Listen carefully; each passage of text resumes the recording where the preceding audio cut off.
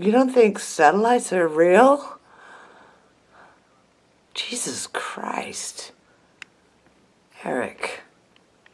Now, did you know that satellites were actually invented by Arthur C. Clarke, the science fiction author? I didn't know that. They shortly became science fact after that. The geostationary satellite, look it up. It was created by a science fiction author. And then within a decade, NASA claims to have sent a real one up there, and ever since then, that's where we get all our communications from. Satellite radio and all this stuff. They claim it's coming from these impossible metal things up there, 20,000 plus of them just spinning around. We can't see any of them. I think satellites are an invention of Arthur C. Clarke. I mean, they're just so under-researched. Eric, would you be into talking to an actual astrophysicist?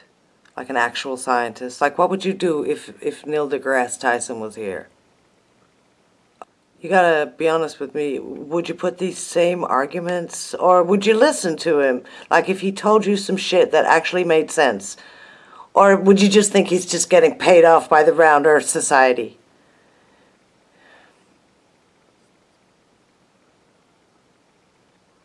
Actually, Joe, what all conspiracy theories have in common is a point where you get to where you have to bridge the gap in the absence of actual data. Pretty much like our pseudoscience. And there's really good people that are great at talking, and they're great educators like him. So he does a TV show about it, and then it's a hit show, and then so he comes back, and he reenacts the Carl Sagan show, Cosmos, and everybody loves it, and then more people understand science now than ever before. In the absence of actual data. Okay. That's what I do. That's my job. Are you aware, Neil, that these people think that satellites are actually in planes? They're not even in low Earth orbit. Is what a compliment it is in our emerging culture, technological culture, that there are members of our society that are so impressed with what we achieved that they can't believe it. So I take it as a compliment. And it's a motherfucker. This one drives me bananas. Eric, these new satellites they're shooting out into space are even more amazing than the Hubble. They're getting better and better, right, Neil? And it's just this constant rush to see who can get to the furthest point of technology at whatever field they're in, whether it's the field of rocketry or the field of satellites. There's this massive amount of competition between the biggest scientists in the world. And to think that there's some sort of competition between all those scientists is bullshit. Like, so, you know, why assume that all this technology is fake when you really could see the Challenger? The Challenger wasn't a great example because it blew up straight away, but if it was fake, like, no one was there to engineer the shit that failed. Eric, I'm not mad, okay? Fuck you.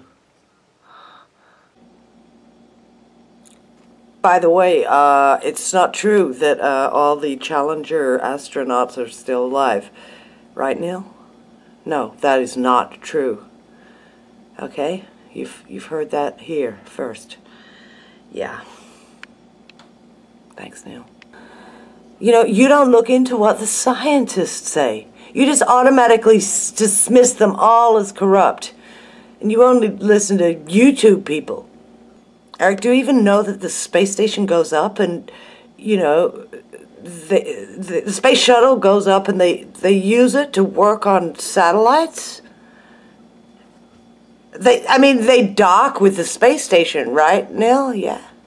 Yeah, they've never filmed it. I mean, that one with the floppy door, but the problem is there's a lot of these things, Eric, that you just automatically want to say Even if those moon landings are hoax, that was in 1969. They're not the same humans. That's just like saying that the people who made the movies in 1969 are the same people that made Fast and Furious 8. They're not the same people, right, Neil? No. It's like saying the stand-up comedians are the same. They're not. They've all been killed. Okay. Let me be blunt, okay? We live in a free country. So you ought to be able to think and say whatever you want. If he wants to think Earth is flat, go right ahead. As long as he continues to do yoga and not become head of any space agency. If you have certain limitations of understanding of the natural world, stay away from jobs that require that understanding. That's all. That's all I'm saying. Masonic distress signal. That's all I'm saying. Okay. It would be better when we have a scientifically literate electorate, but until then he can say and think whatever he likes. Okay? The only reason why this is even gaining ground, right, Neil, is because all the teachers have failed.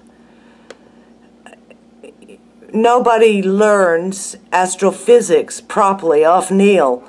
It's hard to learn. The entry barrier is fucking huge. If you want to study physics, Eric, I mean, I can barely pay attention to it. I listen to these books on tape, but I have to go back over them 3-4 times just to understand a paragraph, trying to figure out exactly what the fuck it is they're quantifying. And you can tell how intelligent I am by the word quantifying. They're all feeding off each other's innovation. It's almost as big as wheelbarrow. It's like the idea of these people are all involved in some giant global lie is insane. No, there is no winning here, Neil. You're right. Everything is done ground-based. Like you said, they've got fiber optic cables going across the oceans. They've got cell towers set up everywhere. So even GPS is just triangulated cell phone towers. Satellites are not necessary for anything that we do. You look at TV dishes, almost none of them are facing more than 45 degrees upwards because they're receiving signal from a ground-based tower. If we were actually receiving signals from these geostationary satellites hundreds of miles up, then most TV dishes should be pointing straight up all over the world. No, I will not look into it, Eric. I will not look into it. It is not real. The Earth is not fucking flat. Right, Neil? That's just like you with no science background whatsoever. You know, why indulge this crazy idea, Eric? Why would you indulge in dangerous thinking? Eric, there's a problem in the way you approach everything, because you approach it as all-knowing, as if everything is a conspiracy. So that is confirmation bias. What we need is a tandem way in the educational system to inoculate us against being distracted from the false information that is out there.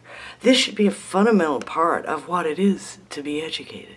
Being able to judge what is true and what is not. I mean, I never thought in my life that I would be in a position to have a real astrophysicist here to watch a ridiculous video.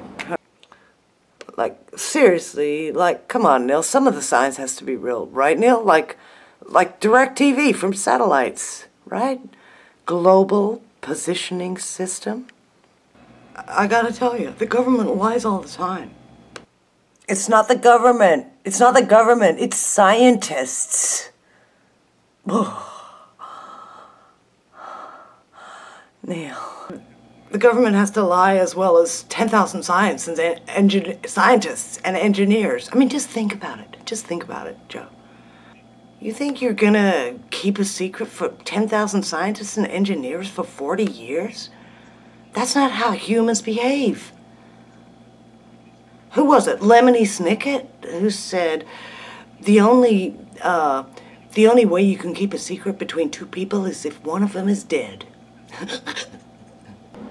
I completely hear what you're saying, but you're completely fueling the conspiracy fires. And people right now are thinking Neil Tyson is working for the man. He's come on this show to try and explain things in a logical way. Look at him with his tricky facts and logic and information about history and conjecture and scientism.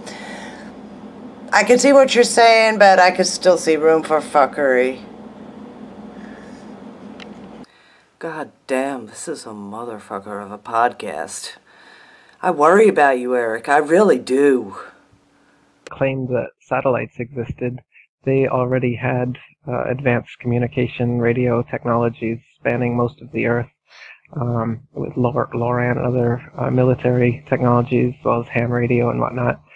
So the idea that we need to have these satellites spinning around, geostationary satellites out there in orbit, apparently moving at 16,000 miles per hour to keep up with the relative spin of the ball Earth beneath it, supposedly, and that this is an efficient and worthwhile way of using communication. All GPS is done through land-based towers, and things like Google Earth are taken with high-altitude planes, and most of them are just done with cars on street level. Street level, yeah. You don't need to have anything out there in outer space shooting pictures. You don't need anything in outer space bouncing radio signals, as they claim GPS is doing as well. Everything can be easily explained better through land-based technologies. Say what? So all the math is fake, like the proof that the Earth is going 24 hours in a circle. Is that all fake? That it spins 1,000 miles an hour? That's just all fake? I don't mind the power of myth and magic and mystery, but take it to the next frontier and apply it there. Like the car currently on its way to Mars. Oh, Joe, yeah, it's completely real. It's completely scientific. Well, it depends on how quickly they return to the ground. You sort of have to judge that. And, as my rat's tail from the 80s, I'd sort of want to see more. For instance, satellites, they're supposedly in the thermosphere. The metals that they're made of should melt in the temperatures that they claim are happening in the thermosphere, as well as the fact that they claim satellites, space stations, astronauts, whatever, up in outer space just gets to a certain point and is able to just float indefinitely now. Unlike anything, you or I could ever try to send up, every amateur rocket, every amateur balloon, everything that ever has been sent up comes right back down. But NASA and these space agencies, somehow they're able to send things up which at a magical altitude, which you can't find anywhere because they don't want to tell you where the supposed altitude is, but it must be somewhere between 30 and, say, 200 miles, because after that they claim that they pop out into the vacuum of infinite space where gravity doesn't affect them and they're able to just float around. And that's where these satellites are, just floating around up there. Not just floating, though. They're in this geosynchronous orbit with the Earth, so they're actually shooting at 16,000 miles per hour, but maintaining the exact same position relative to the spinning Earth at all this time while it's going on, you see. I know you're great, but I worry about you going down this rabbit hole. I think you're very influential. Joe, you really want you want to keep these curtains, Joe? Man, Eric, I don't think I could do this anymore. I mean, I don't see why. I don't see where the money is. I don't see where the money is to have all these hoaxes. Have you ever seen the space station fly overhead, Eric? They told me what time it was going to be overhead. I took a picture of it. Well, actually, people claim to see them, right? I see a satellite. I see the space station. All anyone can see is moving lights, and who knows, like I said, who knows what these moving lights are? Orbs, stars, planes, UFOs. What they aren't, though, is floating astronauts, and space stations, and satellites. They're provably, those things are provably impossible. And you wouldn't be able to see them with your bare eyes anyway. Something hundreds of miles up in the atmosphere that's smaller than the size of a bus. As if you could see that. You stop it, Eric. You're talking ridiculous. You're talking in circles. Well, what is that thing up there that I can see from the ground? And again, you're fucked because you're looking at it and you're sitting there and you're seeing that is. How much have you looked into the science of space travel, Eric? Really? How much work was done to like put satellites into orbit? How much did you look into it, Eric? Eric, I just want you to know this is not fun for me because there are some 16-year-old kids out there who are listening to you and they're thinking that you make sense. Right, Neil? Eric, there's just too many things you don't believe in. I mean, do you believe in anything? Like, Neil? Look, Eric, you can see satellites, okay? You just can't see, you know, they're a really small, tiny pinprick of light. You need optics. You should try looking for them with optics. You definitely haven't looked with optics, have you? Have you looked with a big spotting scope? You can actually program it into the telescope. There's coordinates you can download. It's incredible, Eric. You should check it out. Just breathe in, breathe out, yoga all the way, dude. And then we'll launch him into space, and then we'll wonder if we have the budget to bring him back. And we'll wait till everyone agrees, and then we'll bring him back. We'll kill him. Isn't that funny? We'll kill him because he's making us think. Why would they pretend a high-altitude plane was a space station? I don't have the energy to fight all that. I just teach people how to think about the information, and I ask them to repeat it back. And then I walk away, and they do what they want, Joe. They vote for who they want. They got intellectual defenses, some people. You know, there are other people who take them on head-to-head, you know, like Michael Shermer. Whoa, whoa. Mick West, whoa. Tiny penises. Tiny penises. But, you know, they'll do it for a pay packet.